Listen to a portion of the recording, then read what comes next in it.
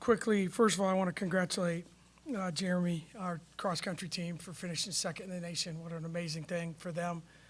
And certainly want to congratulate Coach Campbell.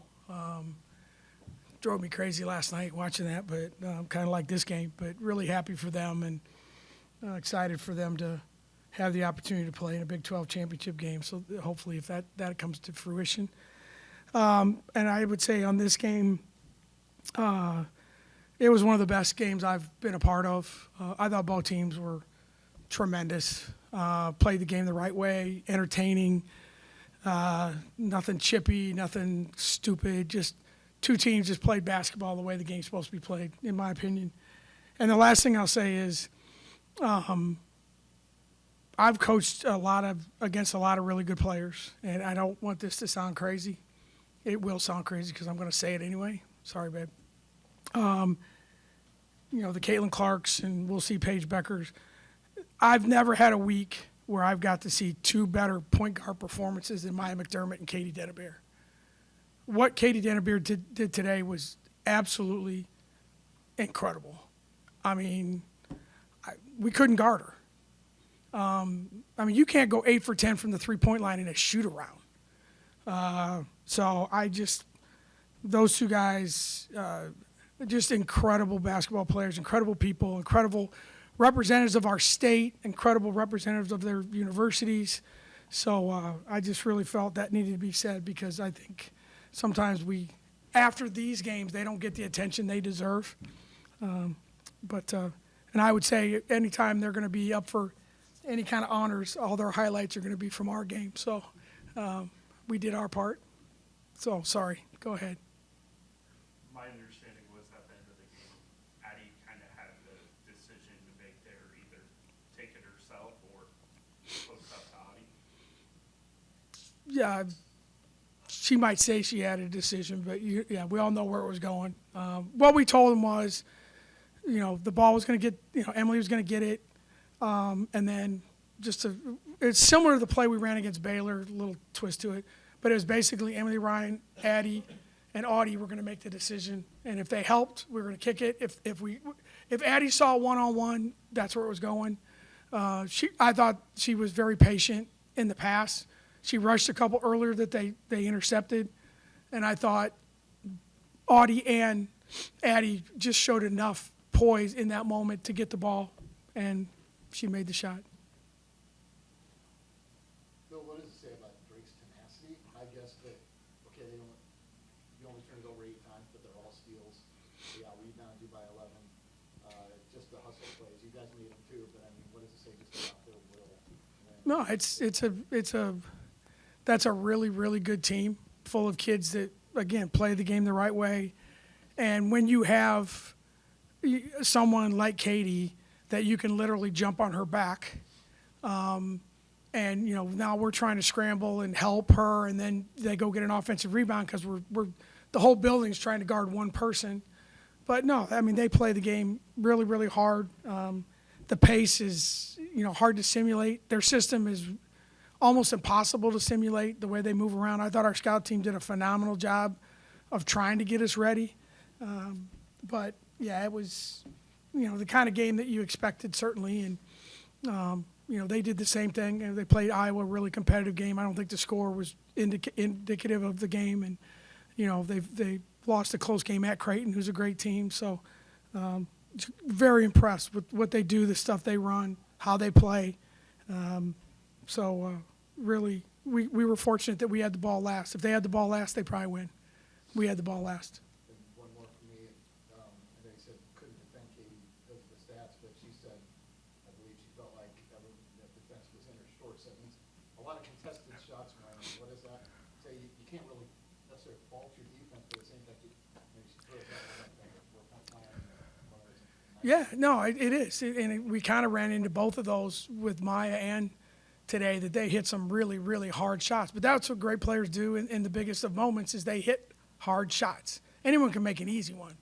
But I thought AJ did really well. We didn't handle some of the flare screens like we should have and could have. But, you don't play for a kid to go 8 for 10 from the three-point line. I mean, if she goes 4 for 10, that's a good day, and the game's not a game. And the other thing I would say, she hit him at it seemed like every single time we were taking a breath where, hey, it's moving slowly in our direction, she would make a play. And again, that's what great players do. And we were just very fortunate that we had enough in the tank to finish it. Does a moment like this, winning a game like this, have importance later in the season? I would say yes. I think you probably don't know until the end of the season. But what I told the staff was, wherever this team goes, and if we have any level of success moving forward, I mean, our schedule's brutal, but these are the kind of games that you look back and go, it shifts one way or the other. Obviously, you don't win this game, and, if you lose 2 in a row in a week and things are wobbling. And so I would say the answer in my mind would be yes, but you don't know what's going to happen from here, obviously. But finding ways to win, being competitive in a hostile, not hostile, but just an environment that was high pressure. Hopefully that's a great learning tool. We learned a lot this week. Some was bad, some was good. And hopefully that'll continue but as we move forward. Coach, I think Drake out-rebounded you guys by 11 today. There was that stretch that comes to mind late in the game around the quarter. It was with all the offensive rebounds there. What do you have to do? I guess, did you see out of your team that led to that? Yeah, you're correct. Offensive rebounding wise, they were really good. They averaged 14. They got 11. Still too many. Like I said, we're chasing Katie around, and I think we weren't as ready to defensive rebound. A lot of it's effort. Anna Miller made better efforts than we did at times. And we got a little tired, and I should have subbed, and I didn't. I should have called timeout, and I didn't, even though my staff was screaming at me to call timeout because they were tired. And I'm not that kind of person. I can hear my dad screaming at me, call timeout, what are you doing? Call timeout. You can't take them with you, call timeout. So it's all the above. But the biggest thing was Drake's effort. That's the one thing it's like I tell our kids, like, we practice with a rebound ring. So the ball doesn't go in the basket. And I've done this a long time, too long. I've never seen a female basketball player get a rebound above the rim, ever. And I've coached against Brittany Griner. And so every rebound comes off below the rim, which means who wants it more? You or me. And there were times tonight it was 1 blue jersey and 3 white jerseys, and the blue jersey got it. And that's a credit to them. I think, sometimes, we didn't block out. No, we didn't. But sometimes they just played harder than us. And that one stretch, I think they had 5 in about 40 seconds. And then you just got to keep guarding and guarding and guarding, which means eventually they're going to score. So luckily the 11 offensive rebounds didn't turn into a lot of points. So that's where we got lucky.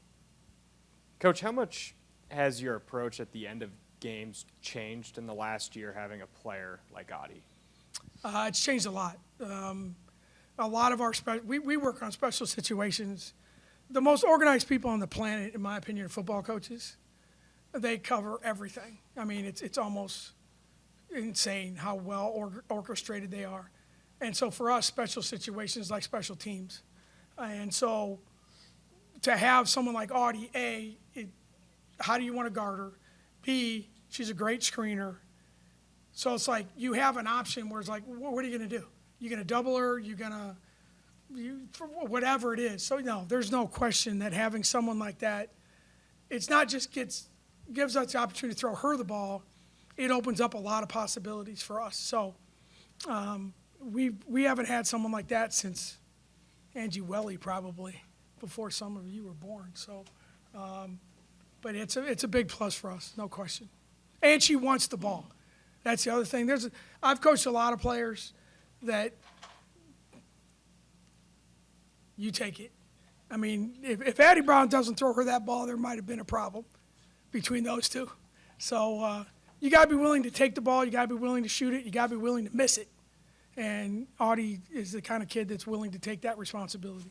It's the last time we're gonna see you before the trip. Just how did the matchup when South Carolina started? Yeah. Everything was going so well until South Carolina came up. How'd that come to be, and why did you want to schedule it? You've already talked about how the non. Yeah, quickly, what happened was, we agreed to play, we had 2 games to schedule. We agreed to play Connecticut in the Hall of Fame thing. And Gino kept calling, like, come on, let's do this. Yeah, I'm like, sure, okay, sure. Better get a free dinner out of him. So it's like, we'll do that. We did that. And literally 2 days later, we got a call because we're in this tournament in Florida with Middle Tennessee and Purdue. They didn't have a 4th team. Well, the 4th team turned out to be South Carolina. So that was not by design initially. And they moved it to Thursday. And my thing was, at first, I'm like, this is crazy. But at the same time, it's Thursday. Everyone's with their family, their friends. You're watching football. And we're on national TV against the defending national champion. And for me, I've always thought those moments are, you test your team. Obviously, it's a great opportunity. It's a great venue. We'll have some fans there. But the biggest thing is it's a 2-hour infomercial for our school.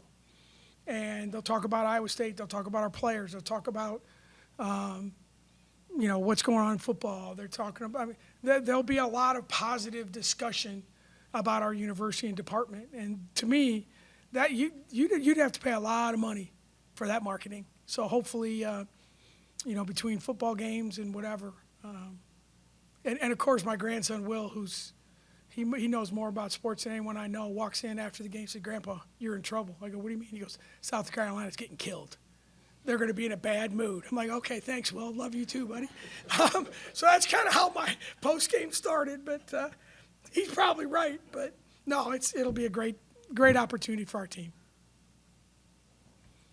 Thank you, everyone, for coming. Happy Thanksgiving. Oh, no, you don't take Thanksgiving. Can't let you. No, I get it. That's more than fair.